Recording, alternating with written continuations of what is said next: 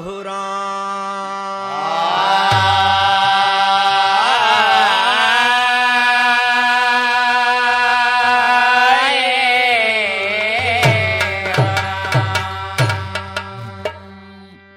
अवध में बजा खुशी कर बाजा, काल तो बनी राम जी राजा। होत सवेरे प्रभु जी चला गए बनवा।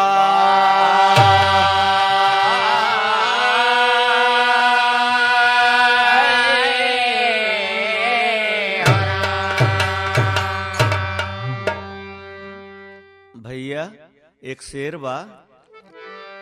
भरत जी ननियउरे से आए सवेरे, देखें अवधपुर में प्रजा दुखारी। भरत जी नाराज होए वशिष्ठ जी से कहने लगे, साइत सुदिन तू झूठ बोलत है लबारी। भैया बनवास गई अवध में उदासी छाए, अब बिरहा कयगिनी जलाइन महतारी। राम कैलाश कहे प्रभु जी के रोके के, भगतन के कारण वन में गए अवतारी।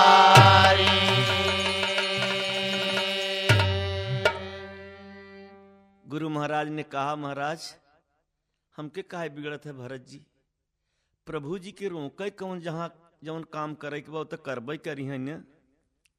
तो यहीं पे तर्ज बा। सानन रतिया डोल बहई जब पवनवा हो,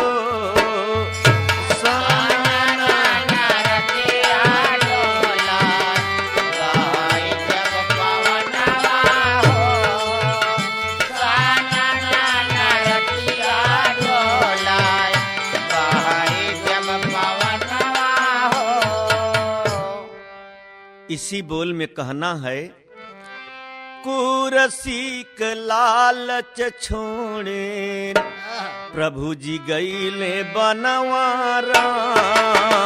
कुरसीक लालच छोड़े प्रभु जी गईले बनवारा। कुरसीक लालच छोड़े प्रभु जी गईले बनवारा। टारी छोड़े सुख चयनवारा। महालया टारी छोड़े सुख चयनवारा। महालया टारी छोड़े सुख चयनवारा। सुनने वाले भाई आप लोग तो समझदार हैं, महान हैं। कुर्सी के लालच छोड़ दे, अयोध्या का राज ना है, पूरे संसार के काम करे के बदे प्रभु अपन कुर्सी के त्याग कर दे घर, और घरे से कुछ लेके जाता नहीं है। और आज के आदमी तो देखत है कुर्सी बदे का करत धई है, मारत धई है, मरत धई है, लेकिन एक यही बदे ते अवतार नाम पर आन। तो बोल बे आगे कहाँ पहुंचे। सिंहमेरपुर में पहुँचे गंगा के किनारवा राम। सिंहमेरपुर में पहुँचे गंगा के किनारवा राम। सिंहमेरपुर में पहुँचे गंगा के किनारवा राम। बिरहा शुरुआत है कि बिरहा से दर्दवा। पैदर पहुंचे कहाँ, फैजाबाद से सुल्तानपुर, प्रतापगढ़, फिर इलाहाबाद पहुंचे। तो केवट देख के चिन्ह, और बाकी बीच में लोग कोई चिन्हबो नहीं किहन। जब पहुंचे गंगा के किनारे तो होत का बा, केवट दोनहु प्राणी धोआई, प्रभु का चरणवा राम। दोनहु प्राणी धोआई, प्रभु का चरणवा राम। दोनहु प्राणी धोआई, प्रभु का चरणवा राम। चरण धोई के राम जब पार भइले, केवट खड़ा बा समनवा हो राम। सोचत हैं राम के पास कुछ नहीं, लक्ष्मण के पास कुछ नहीं। सोचत हैं केवट खड़ा बा का देइए की। माँ जानकी सोचिन कुछ देना भी चाहिए। केवट जब सामने बा तो मां करत का है जानकी जी। राम जब पार भइलेन, केवट खड़ा बा समनवा हो राम। सिया उतराई देत हई, अंगूठी निसनवा राम। सिया उतराई देती, अंगूठी निसनवा राम। सिया उतराई देती, अंगूठी निसनवा राम। केवट बोले हम न लेबई, केवट बोले हम न लेबई। रोवई भरी नयनवा राम। प्रभु प्रभु हमके कुछ न चाहे, जब देख बा प्रभु तो एक चीज दे दें आप। ये तो छोटी मोटी नदिया, बड़की नदिया पार कई दे है मालिक। बड़की नदिया पार कई दिहल, इहई बा मंगनवा हो राम। राम आगे बढ़ गए फिर। ठीक चित्रकूट में जब पहुँचे, चित्रकूट में दिहलनी है भगतन के ज्ञानवा राम।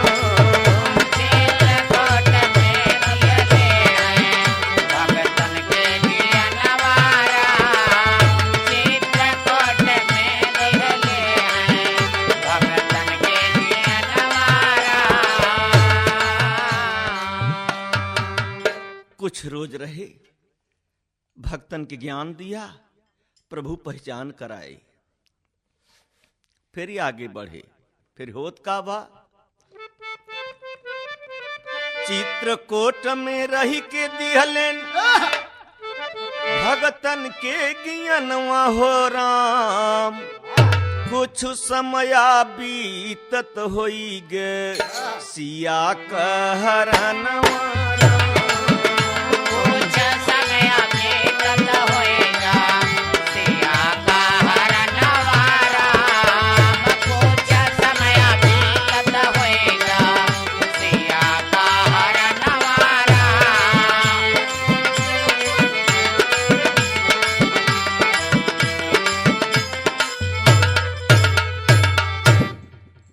समय की बात या कुछ समय बीतत होई गसिया कहरनवा राम। और सिया कहरनवा वो पिता का मरनवा राम।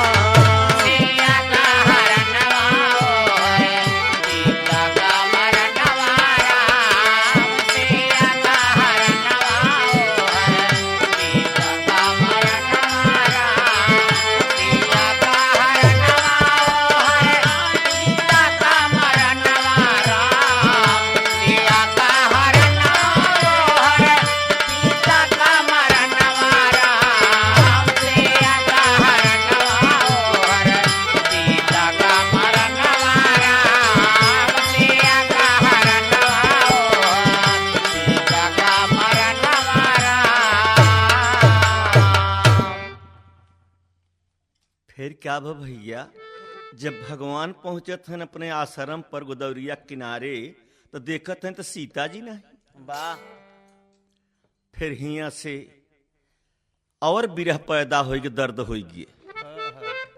भक्तन के विरह में तो चल रहे जंगल में ही आए तो सीता कहरन और पिता का मरन।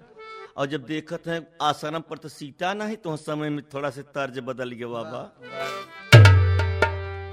कभो कभो हमारे हिया चौलर कजरी के हथिये की हाय, अरे पूछा बीर छन से रघुराई, सिया जी के कावन हरी।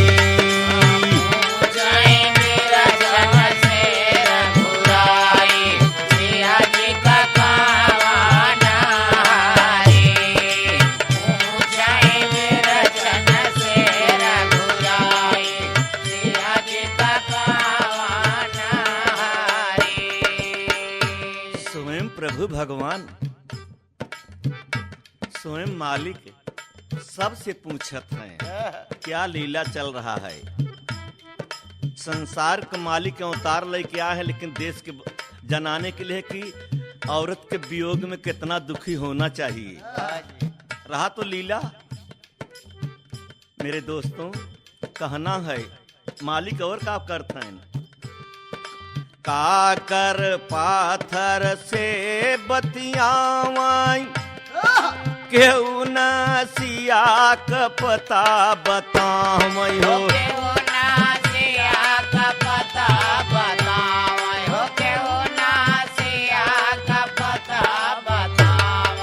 लता पता से विपत सुनावाई, भगवान रो रो आंसू बहावाई। हम तो से पूछिए रे हो मोरे रामा, हम तो से पूछी रे लक्ष्मण भाई, सिया जी के कावन रे हरी।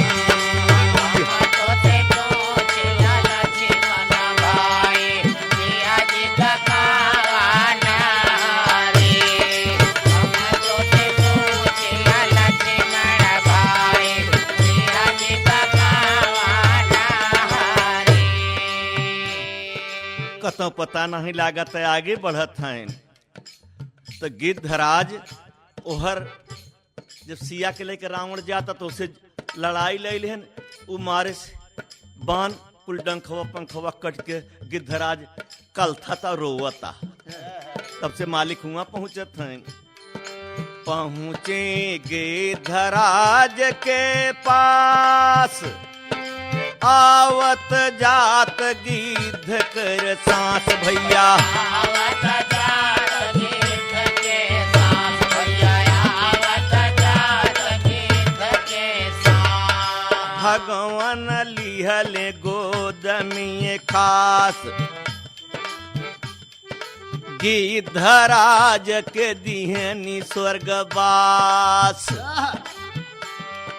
प्रभु जी आगे कदम बढ़ाई, सिया जी के कावन रे हरी। प्रभु जी आगे कदम बढ़ाई, सिया जी का कावन हरी। प्रभु जी आगे कदम बढ़ाई, सिया जी का कावन हरी। बड़े भैया विपत में विपत, गिद्धराज का दुखद देख कि प्रभु जी स्वयं रोवत हैं। सीता बदे तो रोते ही हैं, भक्त के बदे रोवत हैं। कितनी भक्ति ये चिरई हो कि करता हमारा। ये भक्ति आप सुनत हैं, सोचें समझें काहे लिखा गा, काहे परमात्मा के हैं। आगे फिर बढ़त हैं। अब कहाँ जात हैं। और 88,000 ऋषि तपस्या करते हैं कि प्रभु वनवास में आए हैं, जरूर आई, लेकिन सेवरी के तपस्या अलग ही चलते ही पर तर्ज बदल गई। वो तो चौलर कजरी रही, लेकिन एक कजरी शायरी चलता है। हाय सेवरी की खुशहाली पर कवि ने लिखा, सेवरी प्रेम विरह में प्रभु की रह निहारत बाटीन, और चारों तरफ बहारत बाटीन, और राम नाम धुन गावत बाटीना।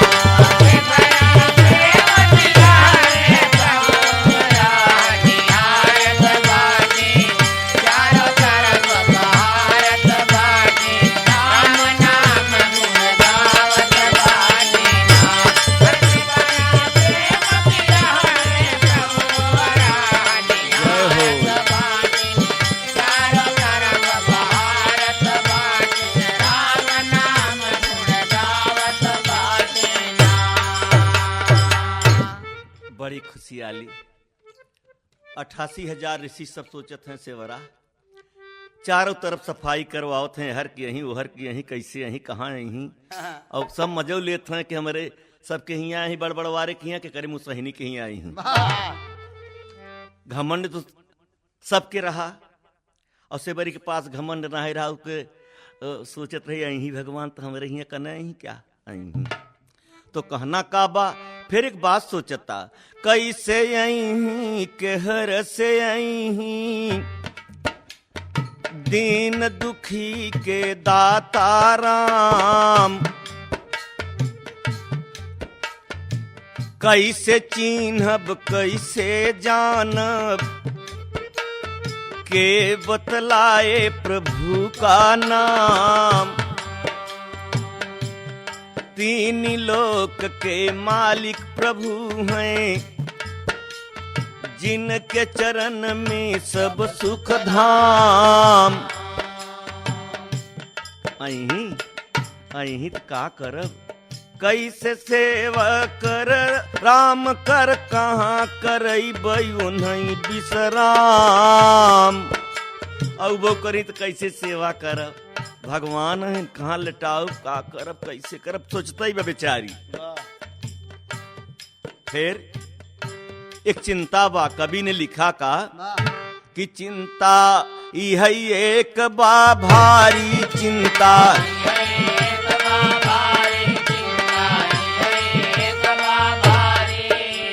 चिंता यह एक बा भारी, हम कैसे करबई सेवा दारी, अछूतीन हई गरीबिन अपने के ध्यकारत बाटी, चारों तरफ बहारत बाटी, और राम नाम धुन गावत बाटी।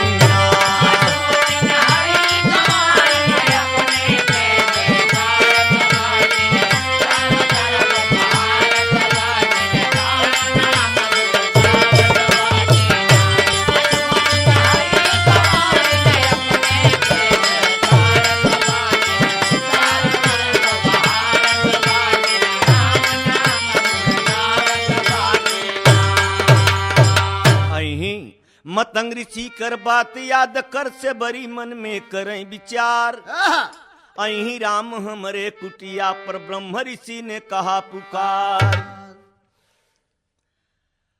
भक्त हेत अवतार लिए प्रभु दुष्टन क करही संघार, और राम लक्ष्मण रुके कहूं न पहुंचे, सीधा से बरी के द्वार।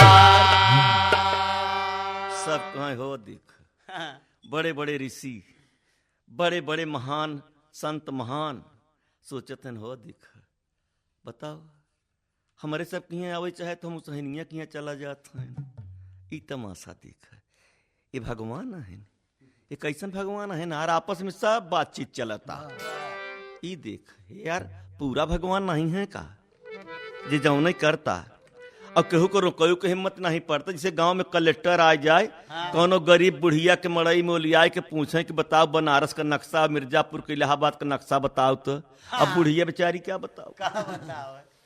अब भगवान सीधा पहुंचत हैं, के रोकई, कैसे रोकई, कैसे रोकई, के रोकई। अब होत का बा, तो जब सेवरा जे आवते सोचे हमार रामा लेकिन मतंग ऋषि कह रहे हैं जब राम आई तो बिना कहे सुने तोरे यहाँ रुक जाई हैं। तो जब सीधा पहुंच गए तब से बड़ा जान गए कि प्रभु यही है।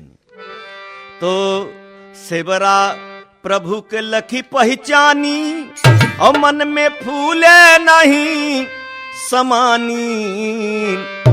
कुसा कगोनरी बिछा के आसन पर बैठावत बाटी और प्रभु का सूरत निहारत बाटी। राम नाम धुन गावत बाटी।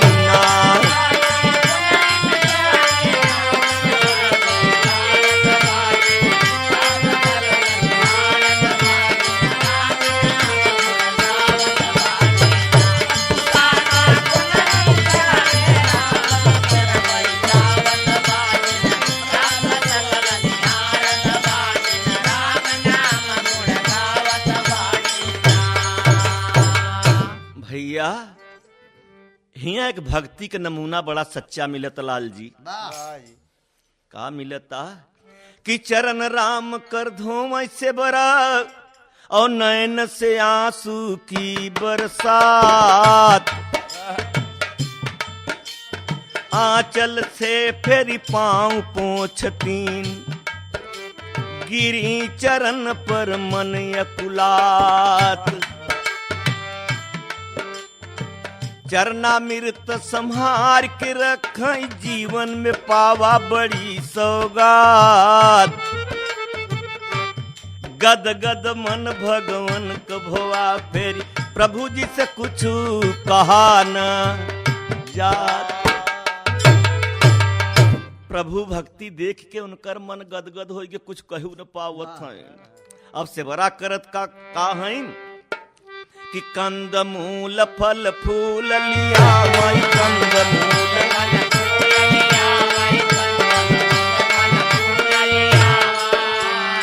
कंद मूल फल फूल लिया वही और जूठ बैरी प्रभु के खियावाई। जूठ बैर मुहिम से निकार तब पियो तो लक्ष्मण के बड़ा गरम चढ़ाता नाराज होते हैं कि उ तो पगलानी न बाटे भैयो पगलान है। बताओ मेरे दोस्तों हिया तक लिखा गवा बा कि लक्ष्मण नहीं बैर खाएं नहीं खान वही बैर जाय के दवाई भय जब शक्तिवान लाग रहा तो कहबे के भाव बा से बड़ा खुशी मनावाई। कंद मूल फल फूल लियावाई प्रभु के जूठे बैरी खियावाई।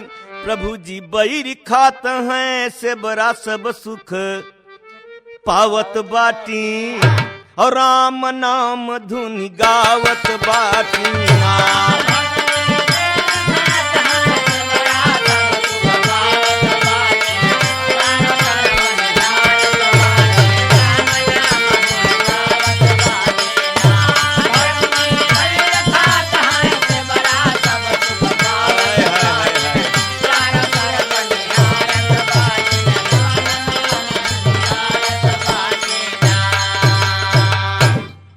स्वयं सब कहें हे यार सब ऋषि के हथ हैं कि हो दिख जूठे बैर खिया सो खायु लेन। सब एक दिना मीटिंग करते रहे रामचंद्र जी मीटिंग करते रहे सब कहें हे यार बड़े मौके से भगवान आए हैं न होते तो इस सरोवर जवन बा हम कीड़ा पड़ गए हैं। ये हम कीड़ा पड़ गए हैं जाते गोड़वा धोए के लिए उते यही में ना देते शायद कीड़ा खत्म हो जाते हैं। सब जितना सब ऋषि मुनि जितना रहे सब अपन विचार के कहीं जा धोई लिया लई गए धोई के लई आन प्रभु के गोड़ और जब सरोवर में ना देन तो किरौना जवन एक एक ग्राम कर रहे तो उन्हें 5-5 10-10 ग्राम खोल सब कहीं कस यार जौनो रहा तौनो खराब हो कसत हो में। अरे कहें अब का बताई सब लागन मोही महा करे कहें यार न धोए हो तब ठीक रहा धोए के लिए यार भगवान है पूरा कि नहीं कैसन होता है यार। तो हम एक समझदार रहे कहे देख ऐसे बात न बने तो जाओ नहीं से राय पूछे आखिर कैसे हुए। तो कहें महाराज कहाँ जौनो की रौनो नन्हवार रहे कुल बड़वार हो गए। तो भगवान कहत हैं, राम कहत हैं कि कौनो भक्तन के तकलीफ तो नहीं दे रहे। कहें कि नाही महाराज वो सेवरी की पानी वानी नहीं भर देते रहे। कहाँ तब वही से काम हुए। अब गए सेवरा के लिए आए हो तो सेवरा घबरान कहें अरे महाराज हम कैसे चलब। अरे कहें भाई चल भगवान के बात बाटे। सेवरी के चरण धोई के नावा गवा तो कुल पानी में के कीड़ा जितना रहे राम सुमेर सब खत्म हुई। ये प्रभु का लीला है, ये क्षण में चाह जवन कर दें। अब वही समय में ये सब लीला देख के सेवरी के प्रभु जी ज्ञान देते हैं। रामे राम कर बोध कराएन सेवरा के प्रभु दई के ज्ञान। और नवधा भगति राम बताएन सेवा संगत सुमिरन लो जान।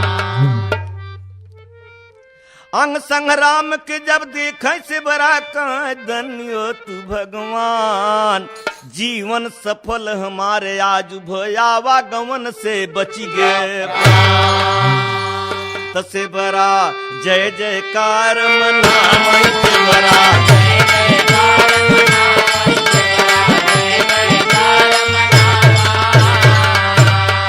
सेवरा जय जयकार मनावै और मन मंदिर में राम बसावै। और सेवरा खुशी होत है प्रभु का चरण दबावत बाटी। और प्रभु का सकल निहारत बाटी। और राम नाम धुन गावत बाटी।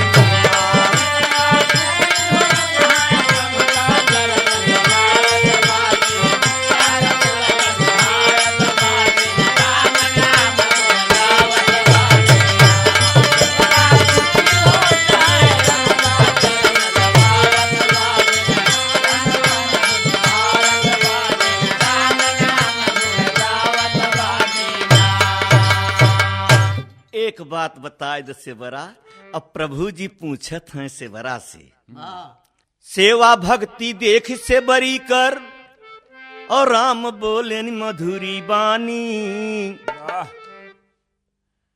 ई सुख नाही पावा माँ के गोद में और नाही अवध की रजधानी। एक बात बताओ सेवरा, राम कहाँ सीता जी कहाँ मिली। तू बताओ सीता महारानी। सेवरा कहाँ धन है प्रभु हमसे पूछत है।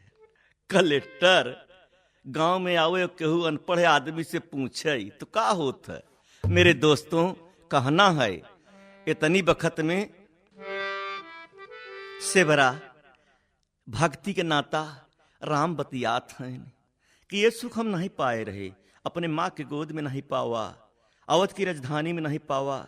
ये खुशी जो ने खुशी सेवरा तू हो। लेकिन एक बात बता दे सेवरा कि सीता जी कहाँ मिली। कहाँ वाह मालिक हमसे पूछत है तो तोहार सुमिरन कई के मालिक हम बतावत है। मालिक पंपापुर में जाओ नाथ। पंपापुर में जाओ नाथ। पंपापुर में जाओ नाथ। पंपापुर में जाओ नाथ। मिली सुग्रीम से होगा साथ। साथी बनी सुग्रीम जी सारा काम करेंगी भेलनी पता बतावत बाटी। और प्रभु करह निहारत बाटी। और राम नाम धुनि गावत बाटी।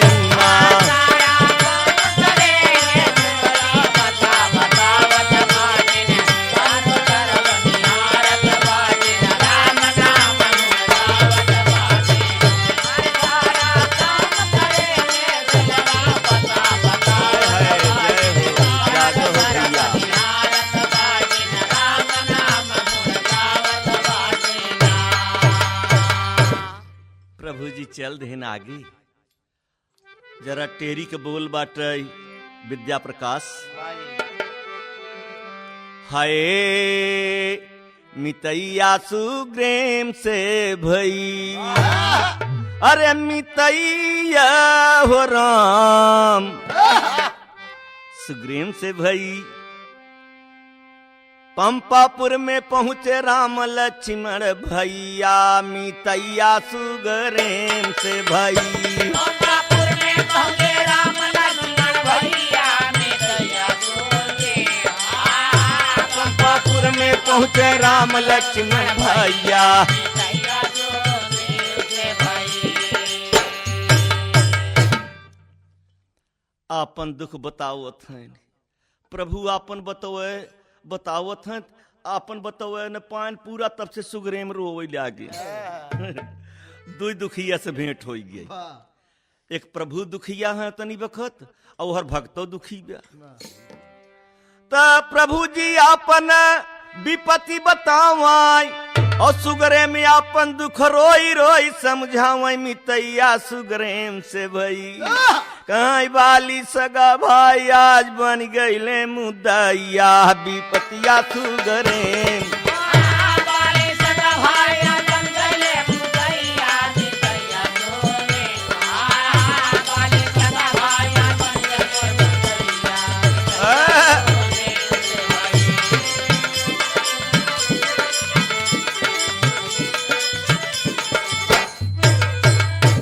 क्या मजे की बात है सोचे पर हम सोचे थे धन है प्रभु कहाँ चल अब तोहार काम पहले होए हमार देखा जात रहे बाद में बाजीगा ये प्रभु भगतन का काम करत हैं आपन काम पीछे करत हैं आवाज को लोग आवाज को नेता बर मरे चाह कन्या सुमंगली से काम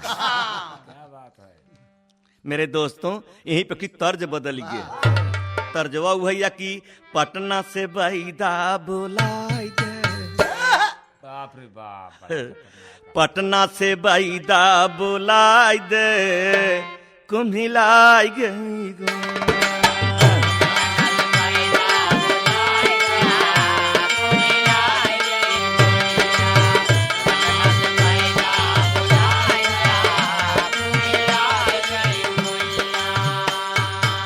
यही बोलबा तो बाली के मारा भगवान हो सुग्रीव बनी राजा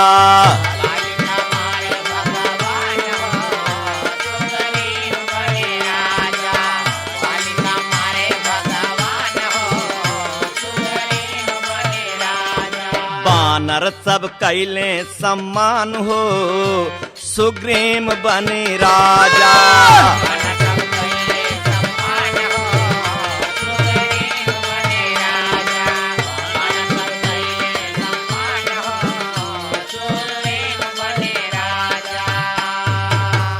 हरा ओट नहीं भाई वोटिंग नहीं भाई कोनो घुस कोर नहीं चला पैसा से आजकल चलता ऐसा नहीं रहा प्रभु के समय में क्या तबे तो परमानेंट बात चलत बाटे कहाँ द्वापर कहाँ त्रेता कहाँ आज कलयुग में चर्चा चलता और हमारे यहाँ के नेतन के चर्चा तो लोग कजनी कितना गरियावत रहती कि कजनी कहिया कुर्सी छोड़ दे तो मेरे दोस्तों कहना का बा इतना ही नहीं बा जब बाली के मारा तब हनुमान जी क्या कहते हैं हनुमत कहाई हम पता लियो बई और सिया का खोज जल्दी कई नहीं बई फिर लंका गयनी बलवान हो सुग्रीव बनी राजा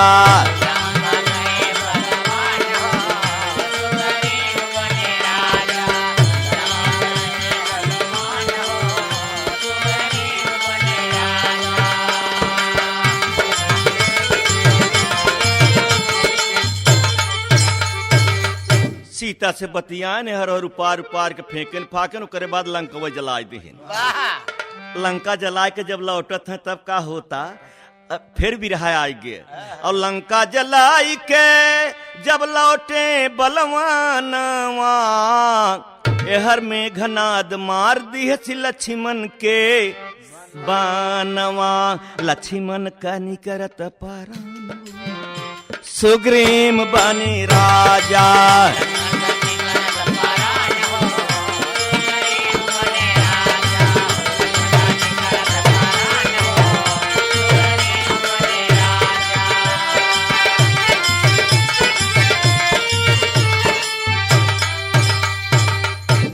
भैया हनुमान जी कतो नहीं कारत नहीं हैं, जवन काम परत कतो नाही करबन के न भगवान से पूछेन, जवन भगवान के इशारा मिले तवन काम करे भी तैयार हैं। यही बदे आप लोग अंदाज लगाओ जितना हनुमान जी के पूजा होत उतना राम का नहीं होता। इसलिए जब कतो राम चंद्रहरण का मूर्ति रहत 10 किलो 15 किलो का, तो वही जगह हनुमान जी का 2.5 कुंटल 3 कुंटल 4 कुंटल का रहत। और रामचंद्र के मिठाई भगवान के चढ़े थे 1 पौआ 1.5 पौआ, और जब हनुमान जी के चढ़े तो 1.25 किलो 1.25 मन 1.25 कुंटल। तब तो बाबा तुलसीदास के लिखे के परा कि मोरे मने अधिक विश्वासा और राम से बढ़ी कर राम कर दासा। भगवान भगत से बस में मेरे दोस्तों फिर हनुमान जी के हुक्म गयन कहाँ, हनुमान जी जाकर मूल सजीवन लियाए और वैद सुखेन पीसी के पियाए। लक्ष्मण का बची गए जान हो सुगरीम भैरा।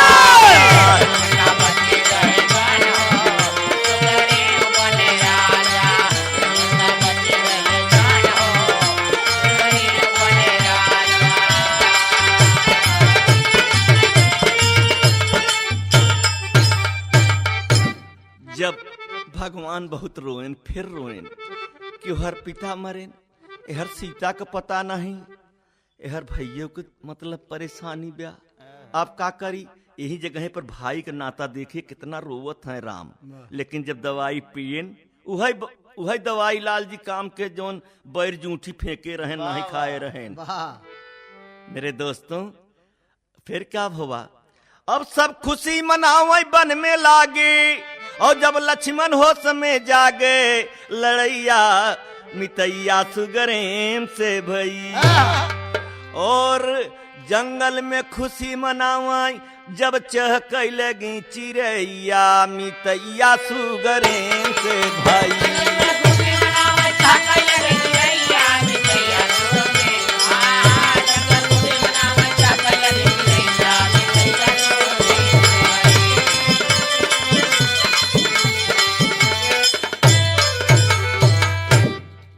मेरे दोस्तों 2 लाइन आल्हा दास नमूना में रखा था, और भोजपुरी में एक गीत बा आल्हा का, हाय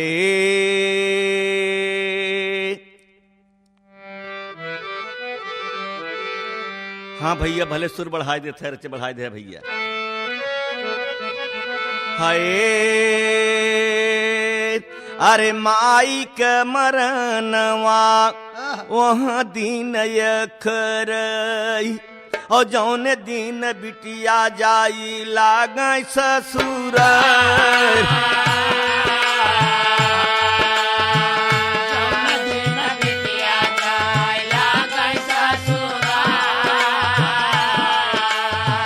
और बाबू के मरनवा रे वहाँ दीन यखर, जौन दीना द्वारे पर आवे कर जीदार।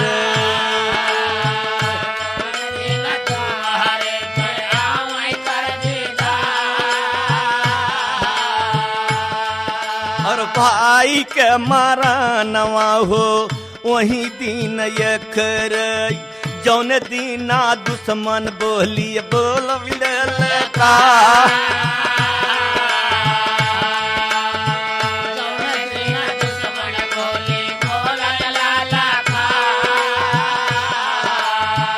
ए भैया और बहिनी के मरनवा हो वहाँ दिन यक, जौन दिन आया वही सावन राखी त्योहा।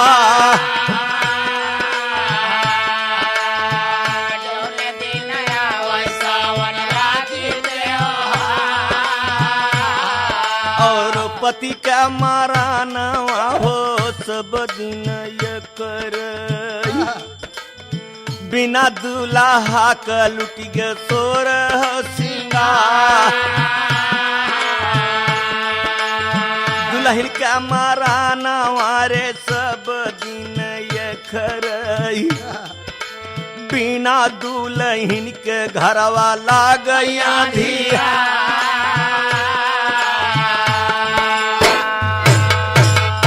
एक नमूना रहा है आपके लिए इसी बोल में लिखा बा अरे भाई ली लड़ैया फिर से रन खेतवा मेरे बाबू मेघनाद कसर लक्ष्मण काटन ललकार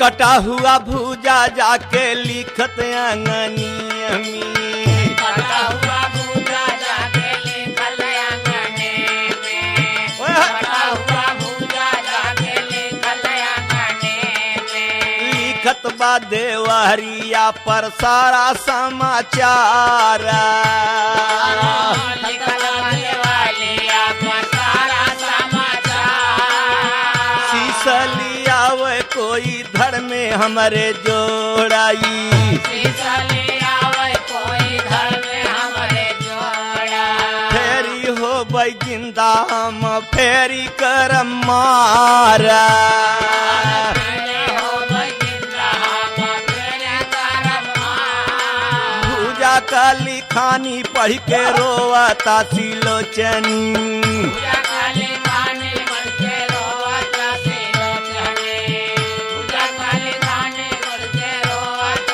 सिलोचने हाली हाली कर लागी सोरह सिंगारा हाले हाले करे लागे सोरह सिंगार एक दिन ऊ हौ जवन सैया हमके आन के लाए कदीना उहो जवन सैया हमके आने लाए कदीना उहो जवन सैया हमके आने लाए एक दिन दूल्हा के आन हम जाता एक दीना दूल्हा के आने मगा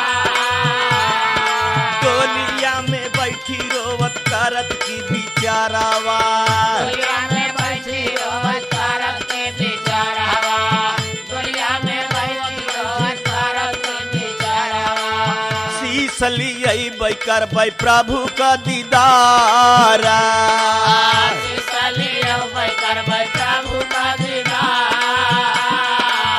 डोलिया पहुंची गईली राम के समाजिया में दुनिया पहुँची गली राम के समाजिया में दुनिया पहुँची गली राम के समाजिया में बानर से ना हंसे सब ठठावा के मारा बानर से नहा से सब कटावा के मार ना देखे भैया देखत गए वाह मेघनाथ का मूड कटते रौड़वा वह देखत है सीता माता के वापस कह दे तो सीता माता के डोली आवता भभीषण कहे ऐसा न हो भैया कहे कहले भभीषण धोखा होत बाटे बबुआ काले भीषण धोखा होत बाटे बबुआ काले भीषण धोखा होत बाटे बबुआ ना ना तू सबे धोखे में है इ त हमरे घरवा कहै बहुआरा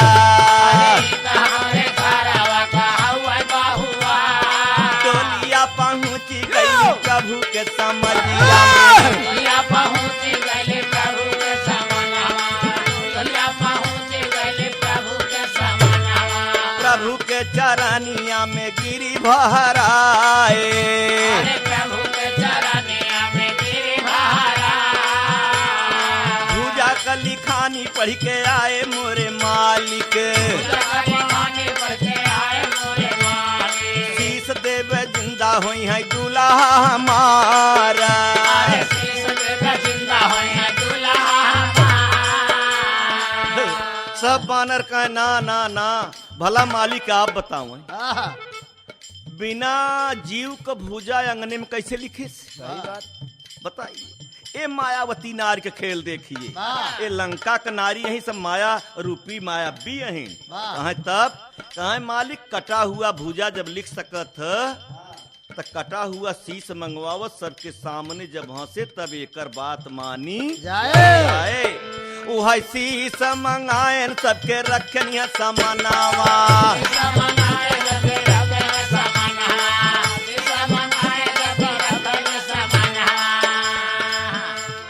देखत सिलोचन रानी रोया सुगारा।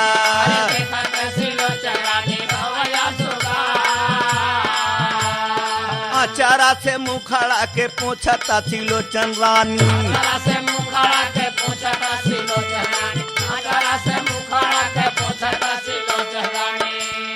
हमारी नवारिया फसाया मजेदार। हमारी नवारिया फसाया मजेदार। जाऊ नाही हंसबे तू हमारे सजनावा। जाऊ नाही हंसबे तू हमारे सजनावा। जाऊ नाही हंसबे तू हमारे सजनावा। बड़ी बदनामी होए हमारा तोहारा। बड़ी बदनामी होए हमारा तोहार। पतिव्रता धर्म दुनिया से चला गई हाय। पतिव्रता धर्म दुनिया से चला गई है। पतिव्रता धर्म दुनिया से चला गई है। हंसी देव कीरति सब गाए संसार। हंसी देव कीरति सब गाए संसार। अरे आगे कब सुना हो मोरे निदावा। आगे कब नवा सुना हो मोरे निदावा। आगे कब नवा सुना हो मोरे निदावा।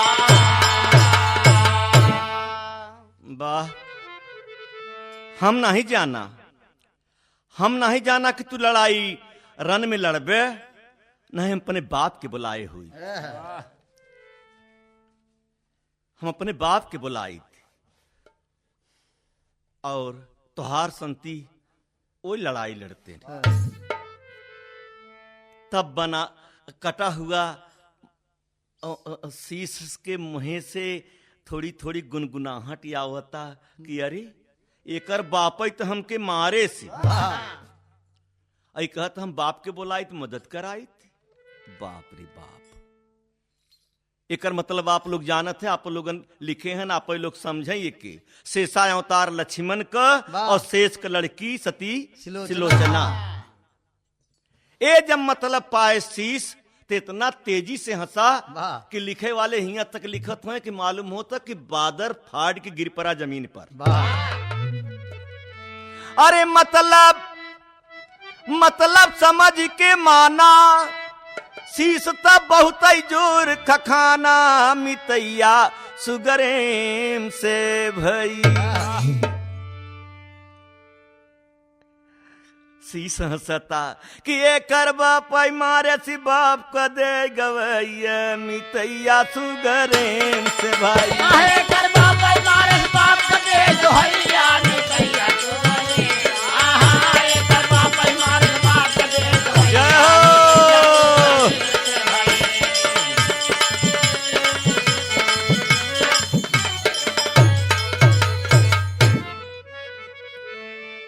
बाबूजी एक लाइन कहरवा तर्ज आ। कहरवा के अर्थ हो था कोहरवा तर्ज नहीं, कहरवा। जब कहर होता है तभी तर्ज होता है। हाय अब सारी बानरी सेना प्रभु को देखता और यह जगह पर बड़े बड़े विचारक और बड़े बड़े ऋषि मुनि और बड़े बड़े देवता सब सोचत हैं, देखत हैं लीला। क्या प्रभु का लीला चलता होत का बा। हाय और कटा हुआ शीश हंसा सबके समानावा। कटा हुआ शीश हंसा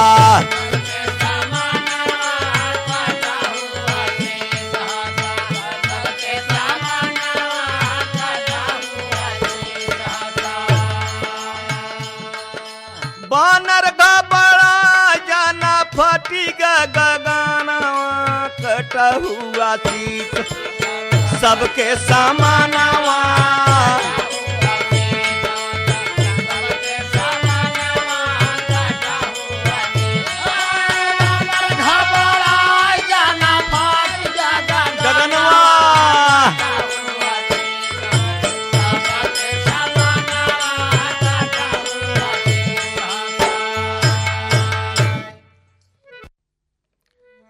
बड़े भाई जितना बानर हैं सब यहाँ क्यों की देखते हैं कि का ये कहाँ से आवाज आवत है। जब आवाज देखे न तब होत का बा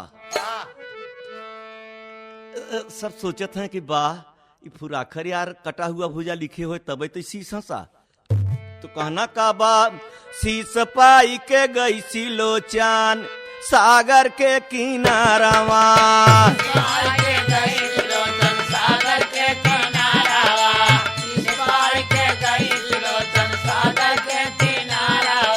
लंकावा से वीर देख आए सब जवानावा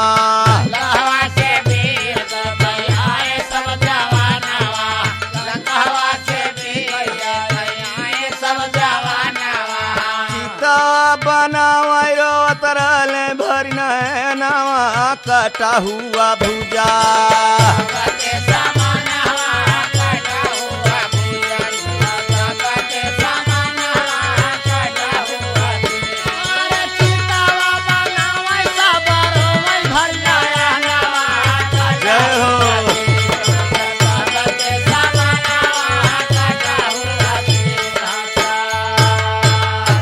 भाई साहब आप लोग भी ध्यान देना चाहिए कि कोनो योद्धा कोनो वीर चाहे आपन हो चाहे दुश्मन हो मरे पर सोचे चाहे कि ये कितना वीर रहा कितना बहादुर रहा कैसे लड़ाई लड़त रहा एकर सीख लेना चाहिए। ई नहीं कि उमर के बतला के खुशी मनावे तो कहबे के भाव बा जब चीता सजावत है सब रोवत है हम बचा क्यों नहीं तनी बखत और चितवा बना के दिए लासिया लटाई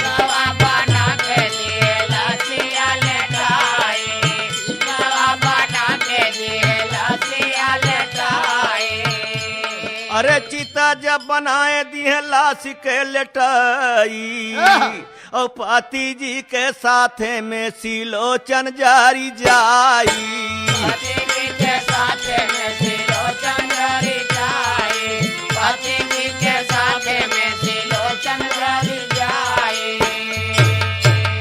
अरे वही समय देवता ऋषि मुनि सब देखत है धरती गगनवा वही समय देखत बाटे धरती गगनवा काटा हुआ सीधा सबके समाना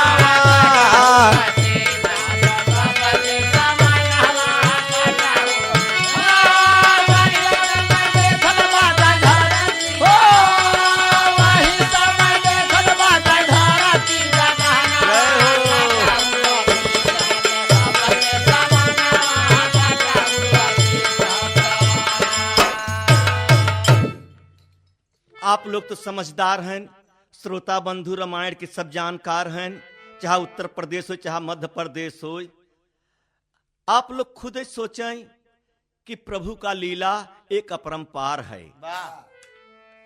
पति के संगे में सती सिलोचना जल गई अब बचा का एक के गलती से पूरा गलती होता छोटवार गलती हो जाए तो छोटवार जिन समझे वही छोटवारी से बड़वार बन जाता जैसे कहो छोट का फोड़ा बा तो कर दवाई नहीं किया तो कहो बड़वार बन जाता तो वैसे छोटा कोनो बात बन जाए बिगड़ जाए तो जल्दी से तोड़ दिया कर हटाई दिया कर।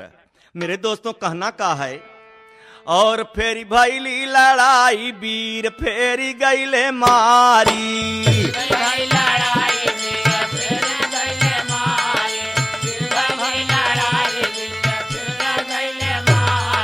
अरे फिर भाई लड़ाई वीर सब गए मारी अब विधवा सब होई गईली लंकावा का नारी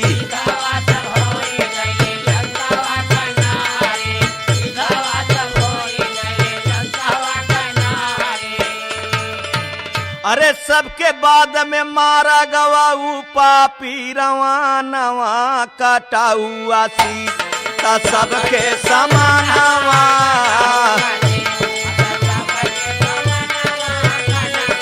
सबके बाद मारा गया पापी सबके बाद मारा गया पापी रवानवा कटा हुआ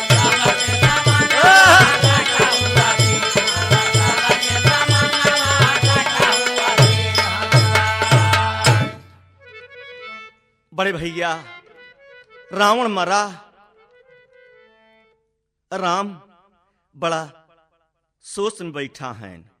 लक्ष्मण कहें कि भैया आज तो खुशहाली मनावे चाहे कुछ, आप मुंह लटकाए के बैठा है, आज तो दुश्मन मारा गन। कहे नहीं लक्ष्मण, आज यह धरती पर सिटी जोधा चला ग, इसलिए ओकर नीति और ओकर समझ जितना बा उतना किसी के पास लक्ष्मण रहा नहीं। मरती समय लक्ष्मण से कहा, जा लक्ष्मण देख ले। जब लक्ष्मण देखे गए तो रावण हाथ जोड़ के कहा, लक्ष्मण तू जीते हम हार गए, हमार प्रभु से जय श्री राम कह देना। मरती समय कहा, मेरे दोस्तों तो लंका विजय राम कर आए और अवध में सब ही खुशी सब खुशहाली मचीवा घरे घरे। ये आप देखे हो बल्लाल जी, रामचंद्र राम सुमेर विद्या प्रकाश तू नहीं समझत है। भागीरथी से एक दिन हम कहत रहे, हम कहा यार पहले दशहरा होत पहले दिवाली काहे नहीं होता। तो कहे उस्ताद हम नहीं समझी, हम खोज किया, हम कहा जब दशहरा हो गया है तब दिवाली होत है। तो घरे घरे खुशी मची बाटे। और लंका से आए, जब लंका से आए भगवान हो, सब गाँव भजनिया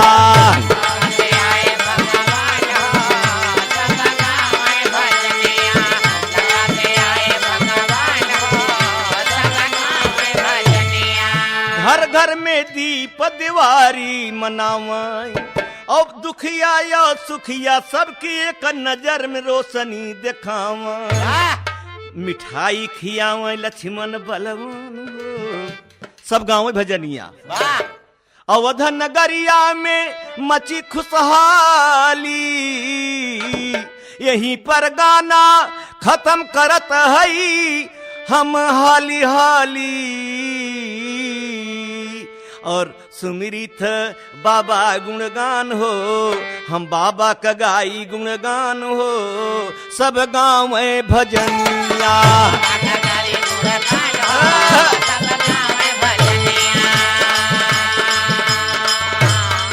अरे लंका विजय राम कर आए, घर में जब दीप जलाए, मितैया सुगरेम से भई। अरे राम कैला सतगुरु खेवत मरी नैया, मितैया सुगरेम से भई।